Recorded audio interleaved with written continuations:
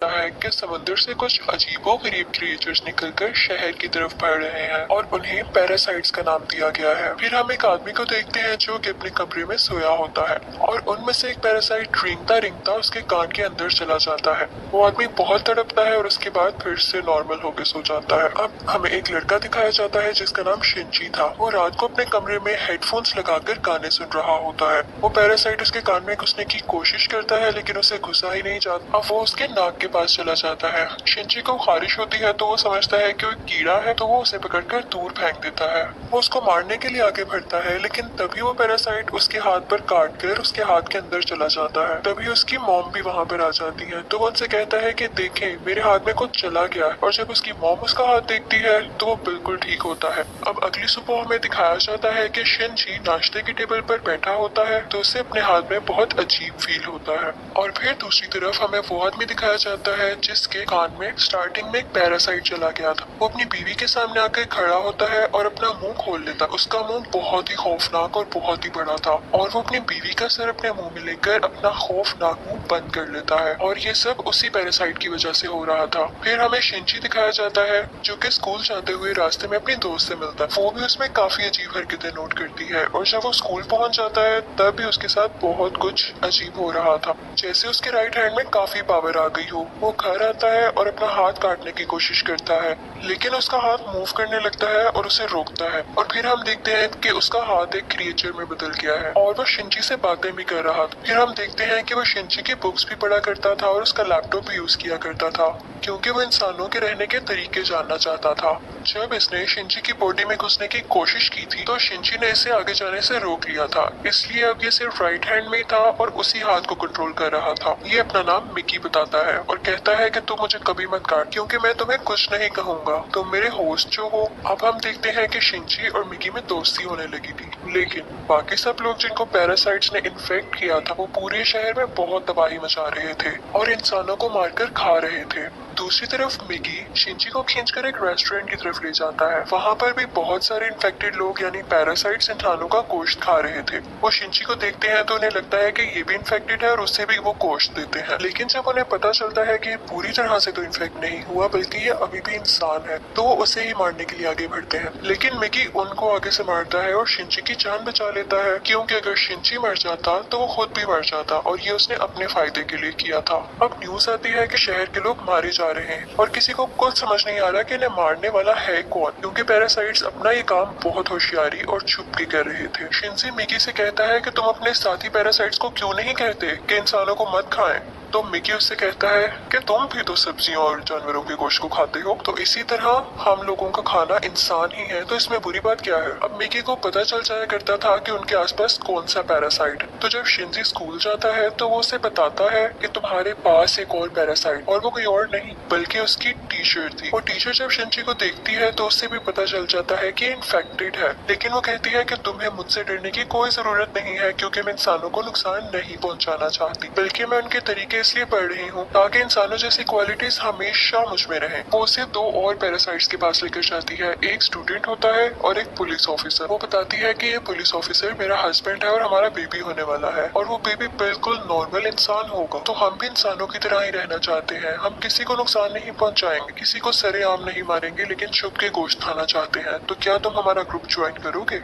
लेकिन मिकी इस बात को नहीं मानता। अब अगले दिन वही पुलिस ऑफिसर उन लोगों के पास आता है तो मिकी शिनची को बताता है कि ये हमें मारने आया है क्योंकि इसे पता चल चुका है कि उस दिन रेस्टोरेंट में हमने एक पैरासाइट को मारा और इसी के साथ वो पुलिस ऑफिसर इन पर अटैक कर देता है। अब मिकी और शिनची भी बहुत लड़ते हैं और इसको फाइनली मार देते हैं। जब शिनची घर आता है तो उसे बहुत बुरा लग रहा कि उसने एक मर्डर कर दिया, लेकिन दूसरी तरफ हम देखते हैं कि पुलिस ऑफिसर की बॉडी से वो पैरासाइट निकलकर किसी और की बॉडी में चला जाता है और ये कोई और नहीं बल्कि शिनची की माँ थी और वो शिनची को मारने के लिए उसकी तरफ बढ़ रही थी। मिकी शिनची को बताता है कि तुम्हें मारना चाहती है, तो शिनची उसे कहता है कि खबरदार तुमने मेरी माँ को कुछ कहा, क्योंकि वो अपनी माँ से बहुत मोहब्बत करता था और वो नहीं चाहता था कि उसकी माँ मरे। लेकिन देखते ही देखते उसकी माँ का सर भी बाकी पैरासाइट्स की तरह खुलने लगता है और वो शिनची पर अटैक कर देती है। उसका बहुत खून जाया होता है और वो मरने के करीब होता है। लेकिन अगली सुबह हम देखते हैं कि वो दोबारा से उठ खड़ा हुआ है। तो मिकी उसे बताता है कि तुम बहुत जख्मी हो गए थे,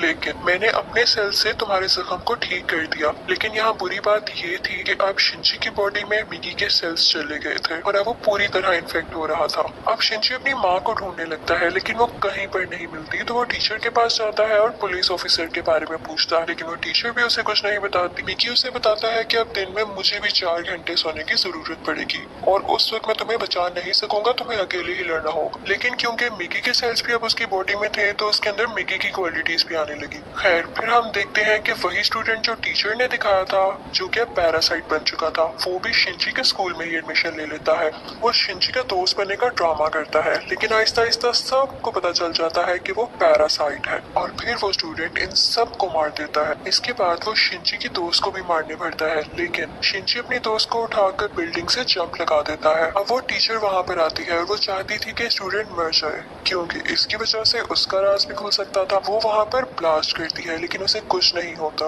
और फिर पुलिस वहाँ पर आ जाती है, लेकिन वो पुलिस को भी मार देता है। अब मिकी शिंची को बताता है कि वो बिल्डिंग की छत पर है और शिंची दूसरी बिल्डिंग की छत पर जाकर उसे एरो से मार देता है और उसके बाद वो टीचर के पास जाता है और उस पुलिस ऑफिसर का एड्रेस पूछता है जो कि पैरासाइट था और टीचर अब उसे एड्रेस दे देती है। उस पुलिस ऑफिसर का पैरासाइट अब भी उसकी माँ के अंदर था, लेकिन यहाँ पर मिकी के सोने का टाइम हो जाता है, तो इसका मतलब ये था कि शिंची को यहाँ पर अकेले ही लड़ना था। उस पैरासाइट को खत्म करने के लिए जैसे तैसे करके वो उसकी गर्दन काट देता है, जिसके बाद उसकी माँ और वो पुलिस ऑफिसर दोनों मारे जाते हैं। फिर हम देखते हैं कि शिंची अपनी दोस्त से हॉस्पिटल मिलने जाता है। वो बातें कर रहा होता है कि मैं एक एक करके सब पैरासाइट्स को मार दूंगा, कि तभी हम देखते हैं कि कोई उनकी पिक्चर्स ले रहा है और वो कोई जासूस था। और यहाँ पर ही इस मूवी का पार्ट 1 खत्म हो जाता है और अब मैं आपको एक्सप्लेन करूंगी इस मूवी का पार्ट 2।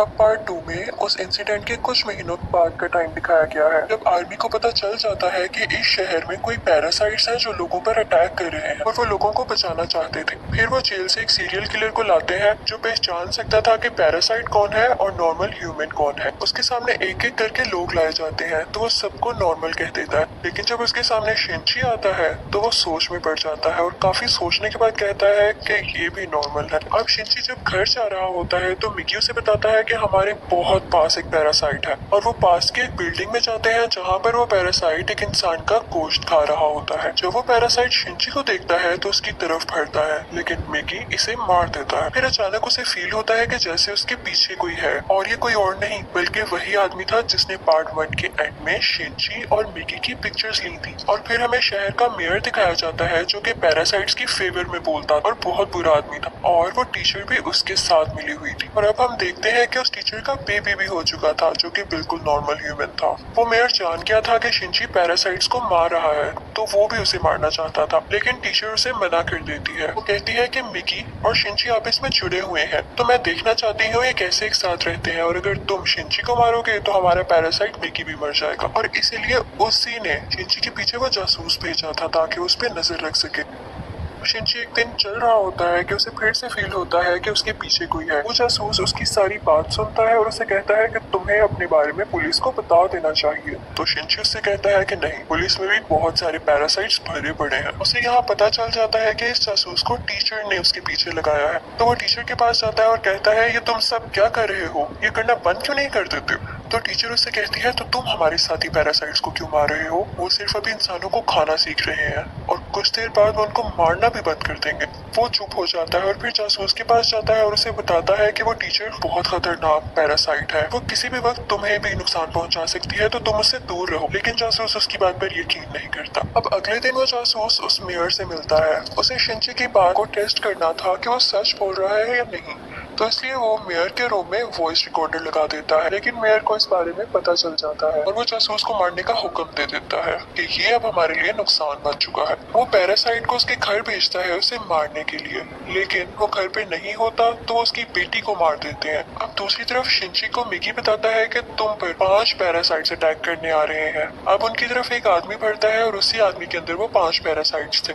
मिकी और शिंची उससे फाइट करते हैं और उसका सर उड़ा देते हैं। उन्हें लगता है कि अब ये मर चुका है, लेकिन अभी तो सिर्फ एक पैरासाइट मारा गया था और 4 अभी भी बाकी थे। बाकी के पैरासाइट्स उसके हाथ में आ जाते हैं और उसे कंट्रोल करने लगते हैं। अब वो टीचर मेयर से कहती है कि जब मैंने तुम्हें मना किया था कि तुम उस जासूस या शिंजी को मारने के लिए पैरासाइट नहीं भिजवाओगे तो तुमने ऐसा क्यों किया। अब मेयर यहाँ पर नोट करता है कि उस टीचर के दिल में माँ बनने के बाद इंसानों वाले इमोशंस वापस आ रहे थे, तो इसे बात बिल्कुल अच्छी नहीं लगी। अब वो उस टीचर को मारने के लिए 3 पैरासाइट्स भेजता है, लेकिन चूंकि वो भी पैरासाइट थी तो उसको पता चल जाता है कि कोई उसे मारने आ रहा है और वो उनको पार्किंग में बुलाती है और उन तीनों से अकेले ही मुकाबला करके उन्हें मार देती है। लेकिन जब वो घर आती है तो वो देखती है कि उसका बच्चा वहाँ पर नहीं है और उसे एक नोट मिलता है जिस पर लिखा होता है कि तुम्हारा बच्चा मेरे पास है और ब्रिज पर मुझसे मिलने आओ। इनफैक्ट वो नोट उस जासूस का था। वो अपनी मरी हुई बेटी का बदला लेना चाहता था टीचर के इस बेबी को मारकर। वो टीचर घबराते हुए शिंजी को भी अपने साथ वहाँ लेकर जाती है, तो शिंजी उस जासूस को बताता है कि तुम्हें इसे मारकर कुछ नहीं मिलेगा क्योंकि ये बेबी एक नॉर्मल इंसान है। इसी दौरान आर्मी भी वहाँ पर आ जाती है और उन्हें पता चल जाता है कि मेयर ने अपनी बिल्डिंग के अंदर बहुत सारे पैरासाइट छुपाए हुए हैं। अब वो बिल्डिंग से एक एक करके लोगों को निकाल रहे थे और उनमें से जो पैरासाइट था वो उसको शूट करते जा रहे थे।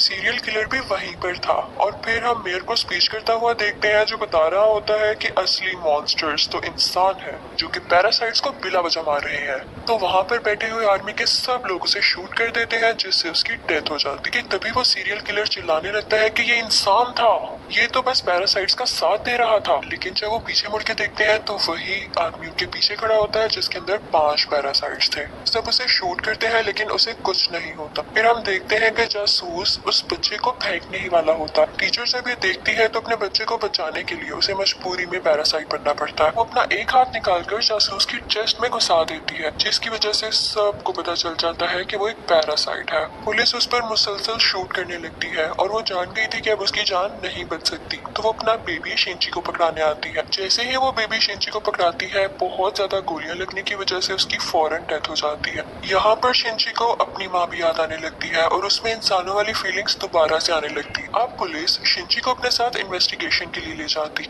लेकिन साथ ही उन्हें खबर मिलती है कि उस पैरासाइट ने जिसके अंदर 5 पैरासाइट थे आर्मी को मार दिया है। तो शिंची फौरन से कार लेकर वहां पे जाता है और वही पैरासाइट उसकी कार को रोककर उसका एक्सीडेंट कर देता है। अब वो जंगल में चला जाता है और मिकी से कहता है कि जब तक तुम मेरे साथ हो उसको पता चल जाएगा कि हम कहाँ हैं, तो तुम मुझसे अलहदा हो जाओ प्लीज। इसी के साथ वो पैरासाइट फौरन वहाँ आ जाता है और उन पर अटैक करने लगता है। अब क्योंकि शिंजी और मिकी की काफी दोस्ती हो चुकी थी तो मिकी अपनी कुर्बानी दे देता है, यानी अपनी जान सेक्रीफाइस कर देता है, उसकी बॉडी से अलग हो जाता है और शिंजी को वहाँ से भाग जाने का कहता है और मिकी को वो पैरासाइट मार देता है, जिस पर शिंजी काफी उदास हो जाता है और फिर अपनी दोस्त के घर की तरफ जाता है। वो उसका बहुत ख्याल रखती है। वो लेटा होता है कि एकदम देखता है कि उसके बाजू में से मिकी का एक और हिस्सा ग्रो कर रहा है और ऐसा इसलिए हुआ क्योंकि जब मिकी ने अपने बॉडी सेल्स से उसकी बॉडी को ठीक किया था तो मिकी के सेल्स भी तो उसकी बॉडी में आ गए थे, इसलिए वो चाहता तो दोबारा ग्रो कर सकता था। शिंजी को फील हो गया था कि अब ये दोबारा आ रहा है तो उस पैरासाइट को दोबारा से पता चल जाएगा कि मैं कहाँ हूँ, तो अपनी दोस्त की जान बचाने के लिए उसको बाय कहकर वहाँ से चला जाता है। लेकिन जैसे वो बाहर जाता है तो वो पैरासाइट उसे पकड़ लेता है,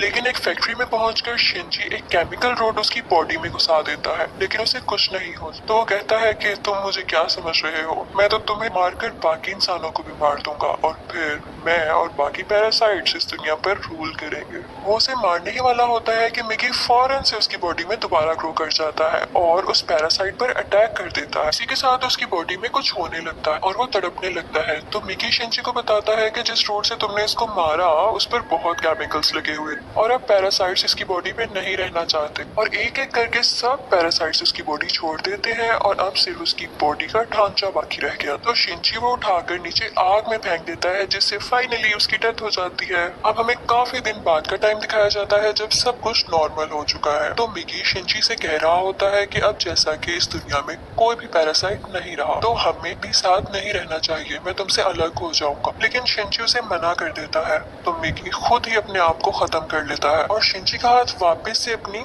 फॉर्म में आ जाता है जिस पर वो काफी उदास हो जाता है और मिकी को मिस करने लगता है। अब हम देखते हैं कि काफी टाइम गुजर गया है और शिंजी और उसके दोस्त अच्छी जिंदगी गुजार रहे थे और वो उस टीचर के बेबी से भी मिलने जाया करते थे कि अचानक हम देखते हैं कि वो सीरियल किलर वापस आ गया था और वो शिंजी के दोस्त को किडनैप कर लेता है। वो उसके कान में कहता है कि असली मॉन्स्टर इंसान है, लेकिन शिंजी की दोस्त उसे कहती है कि असली मॉन्स्टर इम्पोस्टर तो तुम हो, तुम लोगों को मारते हो। तो इस बात पर वो सीरियल किलर उसको बिल्डिंग से नीचे धक्का दे देता है, लेकिन शिनची फौरन से जाता है और अपना हाथ लंबा करके उसे बचा लेता है। और यहाँ पर उसे फील होता है कि उसकी मदद यहाँ पर मिकी ने की है। और यहाँ पर मूवी फाइनली खत्म हो जाती है, यानी पार्ट 2 भी।